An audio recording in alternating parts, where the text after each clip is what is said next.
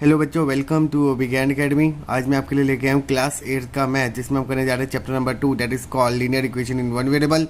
और आज हम इस वीडियो में कवर अप करेंगे word problem related examples. Question number 9 आपको कह रहे थे sum of 3 consecutive multiples of 11 is 363।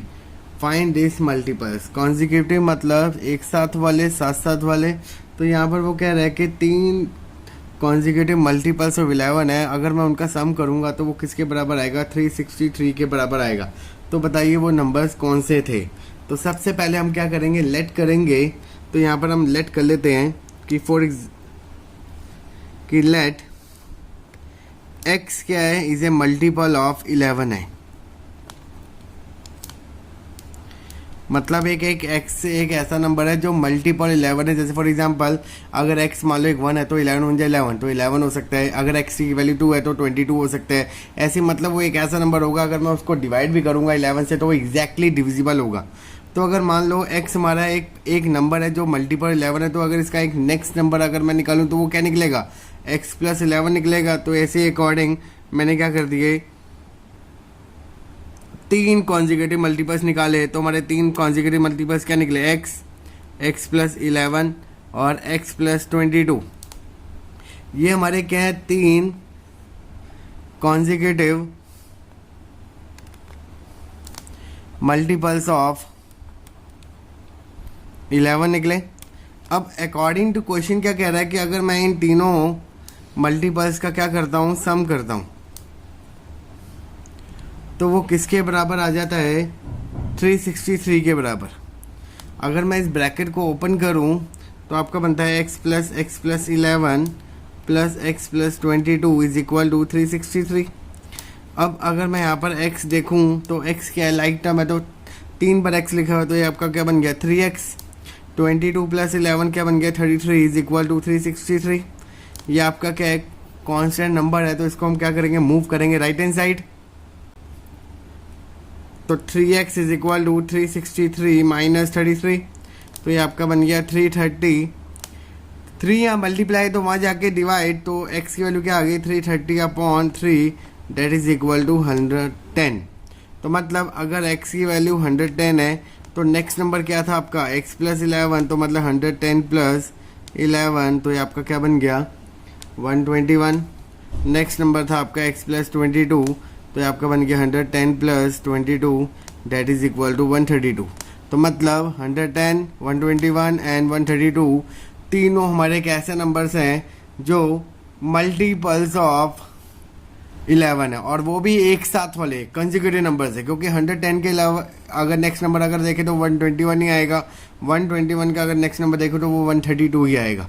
तो इसने क्या कर दी? सारी कंडीशन को फुलफिल कर दी। तो ये था आपका एग्जाम्पल नंबर 9 का ईजी सोल्यूशन। नेक्स्ट क्वेश्चन करते हैं। एग्जाम्पल नंबर 10 आपको कह रहा है the difference between two whole number is 66। The ratio of the two number is 2:5। What are the two number? आपको कंडीशन के अकॉर्डिंग आपको दे रखा है रेशियो ऑफ टू नंबर, आपको गिवन है 2:5। तो कभी भी अगर रेशियो होता है तो हम क्या करते हैं? उसको एक्सी फॉर्म में रिप्रेजेंट कर देते हैं। तो अगर मान लो मैं इन दोनों नंबर्स को एक्सी फॉर्म में करता हूँ तो मेरा 1 नंबर क्या बन गया? 2x, और सेकेंड नंबर मेरा क्या बन गया? 5x। अब अकॉर्डिंग टू वो क्वेश्चन क्या कह रहा है कि अगर difference between two whole number, तो 5x आपका क्या है? ग्रेटर है, और 2x आपका क्या है? स्मॉल है। तो जिस करके हम 5x माइनस 2x लेंगे। अब बच्चे के माइंड में आता है कि सर 2x माइनस 5x क्यों नहीं लिया? वो इसलिए नहीं लिया क्योंकि वहाँ पर लिखा हुआ है कि difference between two whole number, 2 whole number हो सकते हैं। तो मतलब ये एक इंटीजर्स नहीं है, ये x की वैल्यू आपकी ऑलवेज पॉजिटिव आएगी।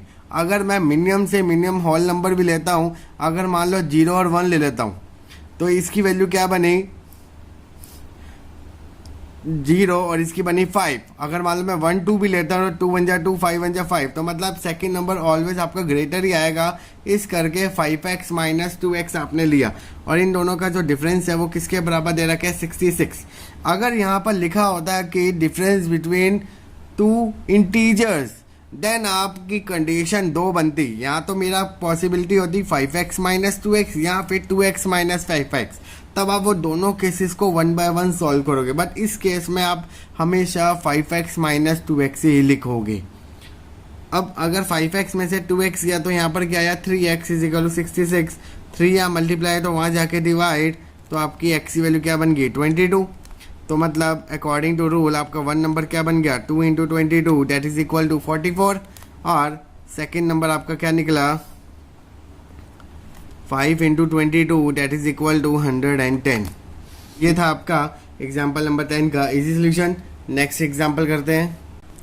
एग्जाम्पल नंबर 15 आपको कह रहा है Arjun is twice as old as Shreya, 5 years ago his age was 3 times Shreya age, find their present age. अब यहाँ पर दो पैरामीटर के बारे में और यहाँ इस क्वेश्चन में आपके दो पर्सन के बारे में बात हो रही है, अर्जुन और श्रेया। और अर्जुन टोटली डिपेंड है श्रेया पे, क्योंकि आपके स्टार्टिंग में लिखा हुआ है कि Arjun is twice as old as Shreya. तो मतलब अगर मैं यहाँ पर let the present age of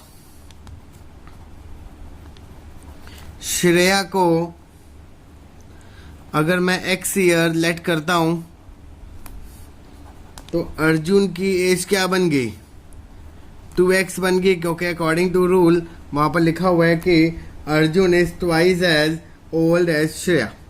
अब आगे कंडीशन वो कहता है कि 5 years ago, 5 years ago मतलब 5 साल पहले, 5 साल पहले श्रेया की एज क्या होगी, अभी उसकी x है तो 5 साल पहले उसकी एज क्या होगी x माइनस 5। अब माइनस क्यों आया, क्योंकि फॉर एग्जांपल आपकी एज अभी 10 years है और 5 साल पहले कितनी थी 5 साल के होंगे, क्योंकि 5 साल पहले की बात की जा रही है, पास की बात की जा रही है, तो इस करके वो माइनस किया जाता है। तो इस करके इसकी एज क्या बन गई x माइनस 5। अब जैसे श्रेया की एज में से 5 डिडक्ट हुआ तो अर्जुन की एज क्या बन गई 2x minus 5। 5 years ago his age was 3 times Shreya age. According to question 5 साल पहले जो अर्जुन की एज थी वो 3 गुना थी श्रेया एज से। तो ये कंडीशन के अकॉर्डिंग हमने बनाई। अब इसे क्या करेंगे सॉल्व करेंगे। 2x minus 5 as it is, 3 आपका ब्रैकेट के बाहर मल्टीप्लाई है तो मतलब ये दोनों पैरामीटर के साथ क्या होगा मल्टीप्लाई होगा। 3 इंटू एक्स 3x माइनस 3 5 या 15। अब इस 2x को यहाँ से मूव करेंगे राइट हैंड साइड और इस माइनस 15 को मूव करेंगे लेफ्ट हैंड साइड, तो माइनस 5 अपनी पोजीशन पे, माइनस 15 यहाँ राइट से लेफ्ट आएगा तो माइनस साइन क्या बन गया प्लस 15। 3x अपनी पोजीशन पे, 2x वहाँ जाएगा तो क्या बन गया माइनस 2x। 2x में अब 3x में से 2x गए तो आपका क्या बन गया x, 15 में से 5 गए तो आपका क्या बन गया 10। दैट मीन्स कि श्रेया की प्रेजेंट एज क्या थी 10 साल थी। तो यहाँ पर आप लिखोगे श्रेया प्रेजेंट एज आपकी क्या निकली 10 years और अर्जुन की एज आपकी क्या निकली 2 10 या 20 20 साल। तो ये था आपका एग्जाम्पल नंबर 15 का इजी सोल्यूशन। नेक्स्ट क्वेश्चन करते हैं। Example number 19, present ages of Anu and Raj are in the ratio of 4:5। दो यहाँ पर पर्सन है, एक अनु और एक राज। अगर मैं उन दोनों की रेशियो निकालूं एजेस का तो वो आपको दे रखा है 4:5। 8 years फ्रॉम नाउ मतलब 8 साल बाद उन दोनों की एजेस का रेशियो क्या हो जाता है 5:6। तो फाइंड देयर प्रेजेंट एज। अब यहाँ पर आपको रेशियो दे रखा है तो पहले हम रेशियो को ही यूज करेंगे इन टर्म ऑफ एक्स। तो यहाँ पर आप लिख दोगे प्रेजेंट एज ऑफ अनु क्या बन गई 4x years और प्रेजेंट एज ऑफ राज आपका बन गया 5x years। अब उसने बोला कि 8 years फ्रॉम नाउ मतलब आफ्टर 8 years। 8 साल बाद अगर मैं देखूं तो अनु की एज क्या बन गई, अभी उसकी एज 4x है तो 8 साल बाद उसकी क्या होगी 4x + 8 होगी। और राज की एज अगर मैं देखूं तो वो आपकी बन जाएगी 5x + 8। 8 साल बाद अगर मैं बात करूं तो अकॉर्डिंग टू क्वेश्चन आपको दे रखा है इन दोनों की एजिस का जो रेशो होगा वो किसके बराबर होगा, 5:6 के, मतलब 5/6 के। अब ये आपका फ्रैक्शन फॉर्म में है तो आपको पता है कि अगर राइट साइड में अगर डिनोमिनेटर में हो तो वो आपका क्रॉस मल्टीप्लाई होता है लेफ्ट हैंड साइड, और अगर लेफ्ट साइड में अगर कोई डिनोमिनेटर में हो तो वो मूव हो जाता है राइट हैंड साइड। तो ये आपका होगा 6 times 4x + 8 is equal to 5 times 5x + 8। अब ये विद इन ब्रैकेट है तो 6 क्या होगा, डिस्ट्रीब्यूट होगा आपका दोनों टर्म के साथ, तो ये आपका बन गया 6 × 4x + 6 × 8। राइट साइड में भी 5 क्या होगा, डिस्ट्रीब्यूट होगा, तो 5 × 5x + 5 × 8।